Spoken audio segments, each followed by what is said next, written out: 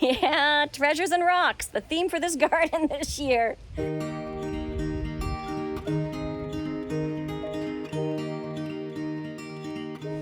Hi folks, welcome back to Little Farm Big Dreams. If you're new to our channel, my name is Denise. And there's a car going by. And today, I'm gonna give you a quick little tour and update on where we're at with our very first garden here on our property where we've been living for just under 2 years. So Garden of 2025, here we come. So here's where we're at. The last time we were together and we were talking gardening, we had pulled back the first half of the silage tarp that we'd laid out in this area. We decided to build our garden just off of the deck, so it's close by, it's small, it's manageable, and this was a grassy area that we didn't know how we'd be able to dig it all up. Like, do we have the stamina to do that? We're just getting started on our homesteading journey in our 50s, so we have to build up that stamina. But Chelsea from Little Mountain Ranch said, hey, you're surrounded by farmers. I bet some of them have some silage tarp or silage wrap, depending on what you call it, that you could maybe get some scraps from and cover the grass for a period of time, and it will kill the grass and create a garden patch for you. Well, it worked. So thank you, Chelsea. And as you see, we also took the silage tarp off of the other half. So silage tarp is gone. We pitchforked the other end. This end here, we just ran a little mini tiller that we bought. You know what? I'm not gonna reiterate everything that's already in the video. If you wanna see what that was all about, I'll post the link right up here. It's gonna slide out. You can click on that and go watch it. But we ran the little tiller here, and on the other end, what we did is we loosened the soil first with the pitchfork, and then we ran the tiller through. Now that pitchfork revealed a whole lot of treasures. Oh my, so many rocks.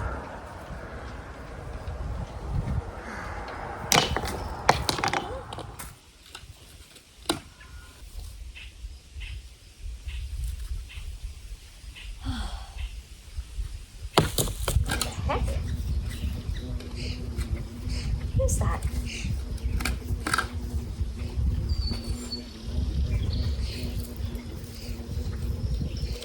What in the world am I lifting up here? Oh, what? What in the world? Oh, what? What is this?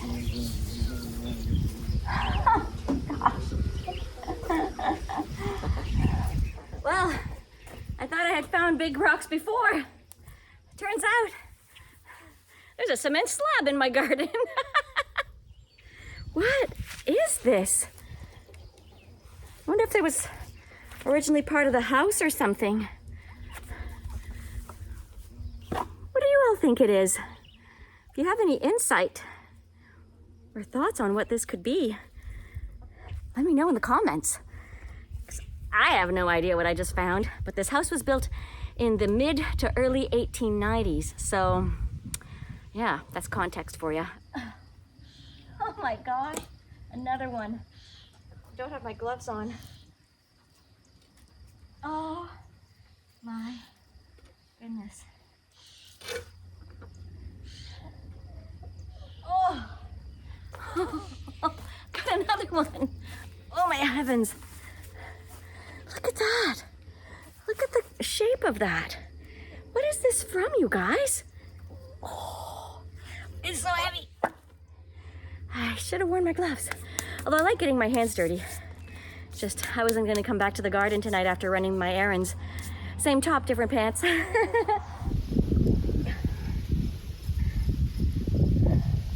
Good job. What is this? Look at this thing, you guys. What is this? Big old thing of metal.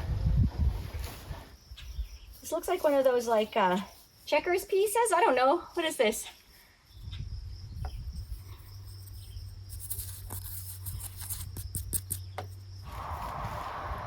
That's nice.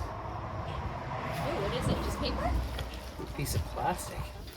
That's like an elastic edge. This is an old diaper? Oh my gosh. Oh, Diaper. Yeah. Oh. Ew. Yeah, treasures and rocks, the theme for this garden this year. But we're doing all the big heavy lifting this year so that in years to come, hopefully we just need to maintain what we've created. Now you'll see the beautiful mounds of soil here. That is composted horse manure from one of our neighbors. So thank you, neighbor. And I also put some weed barrier around the edge, the perimeter here. For a couple of reasons. Reason number one is to hopefully stop the grass from encroaching on the garden space. And two, I'm thinking that we will probably need to put some electric poultry netting up to keep our chickens out and hopefully the varmint out. I'll tell you why we thought of that.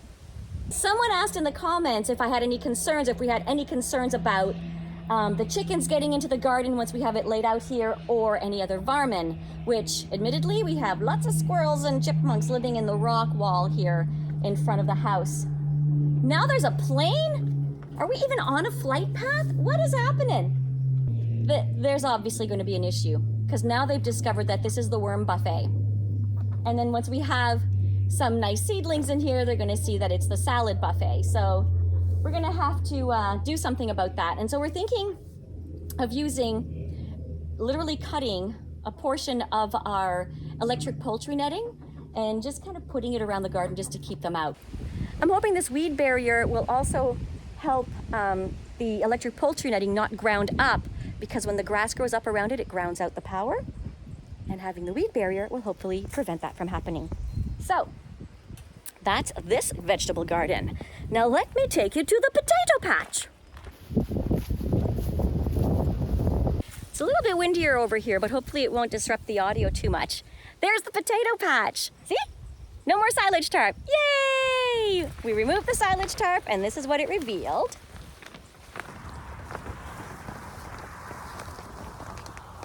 Then we ran the pitchfork through it to loosen the soil. We didn't bother running the tiller through here, we'll just see how the potatoes do, because the potatoes were a bit of an afterthought. I wasn't supposed to have a potato garden this year. We have a nice bed of compost on top that we'll hopefully be able to plant potatoes in either tomorrow or early next week. Is this the timeline I had been hoping for? No, but it's the timeline I have, so I'll take it with pleasure. This here is a as of yet undeveloped area that I'm hoping to turn into a cut flower and wildflower, whatever flower bed in the future next to our potato patch. As we expand our garden, who knows how this will turn out, but this is where I wanted it because it gets full sun during the day and flowers would be very happy here. However, as I said, it's undeveloped, therefore it's very rocky and there's, it's kind of meh for a garden. So what I did is, in between loads of compost manure being delivered, because my neighbor would drop off a load and then race back to his big farm and scoop up some more and then come back to our little farm and dump it off, I covered the area with weed barrier. See? I was rushing around like a mad woman trying to get that down because he was quick, he was fast coming back with that load. And so I figured maybe if I could snuff out the unwanted nature, I can plant the wanted nature in this spot. So I'll just dig holes in the landscape fabric wherever I plant things as I go. And hopefully over the years, this landscape fabric helps to turn this area into a weed-free spot where we can grow beautiful things. So now, oh, windy. The last load of compost was dropped off right here on top of the weed barrier for a couple of reasons. One was to hold the weed barrier down.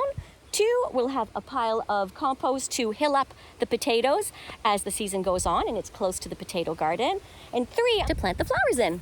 Now, if you've been with us since the beginning, you know that we have another garden area. And that is right here. These two raised beds were here when we moved in. And this bed here, we grew some onions in it last year, just kind of experimentally. We also grew some beautiful dahlias. And that's where my patch of rhubarb is. And if you watch the Mother's Day video where we bought the yarrow, you'll also see what happened, the story behind the rhubarb. If I haven't linked it already, I'll link it right up here. You'll also get to see a little montage of baby pictures on Mother's Day. There's also some oregano that was planted here before we moved in, and of course it keeps coming back and creates a beautiful bunch of oregano. This bed over here was piled high with volunteer tomatoes from the previous owners. Now, I may have killed it. I think I might have suffocated the seeds with this bed of leaves. I don't know. That's to be checked out on another day. I'll keep you posted and let you know if anything happens there. But there you go, folks. That's the update. The next thing on the agenda is to create our garden beds in the garden by the deck, plant the potatoes, plant the yarrow, check and see what's going on in those garden beds over there, and perhaps put some seeds in there too. And hope that something grows. One more thing before I go, if I haven't mentioned it already. This composted horse manure is glorious. It's broken down beautifully. I'm sitting right next to it. It does not smell, and that's what you want. However, what I didn't know, and thank you to Shelly for this, I need to amend it. I can only use a third composted manure for the gardens if I want my plants to thrive and grow and not get burnt or just struggle to grow. I went out to a local nursery and I purchased some peat moss and some garden soil, and I'm going to be mixing that in and then building the beds to grow our vegetables in. I think that's good for today. I think we covered some ground. Actually, we uncovered some ground. Hopefully next time you see my garden, it will have something growing in it. Thanks for joining me, folks. I look forward to seeing you in the next video. Bye for now.